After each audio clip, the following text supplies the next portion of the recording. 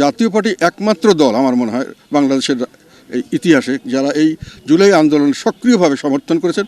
কার্যক্রম নিষিদ্ধ আওয়ামী লীগের সহযোগিতার অভিযোগে জুলাই গণঅভ্যুত্থানের পর দেশের রাজনীতিতে অপ্রাসঙ্গিক জাতীয় পার্টি।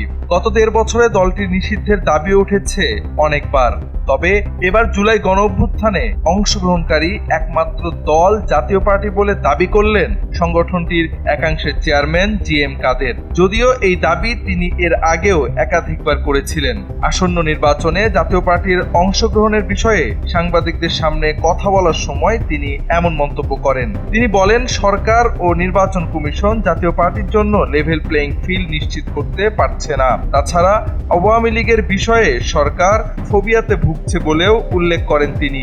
নির্বাচনের পরিবেশ অত্যন্ত খারাপ মন্তব্য করে বলেন, এটা আগের নির্বাচনের থেকে খারাপ হবে না আগের নির্বাচনের মতো হবে তা বুঝতে পারছেন না। তাছাড়া বিএনপি জামাত আওয়ামী লীগের ভোট নেওয়ার চেষ্টা করছে, কিন্তু জাতীয় পার্টির চেষ্টা না করলেও তাদের দায়ী করা হচ্ছে। ৩ জন সংসদ সদস্য প্রার্থীকে ভুয়া মামলা দিয়ে গ্রেফতার করা হয়েছে বলেও অভিযোগ করেন তিনি।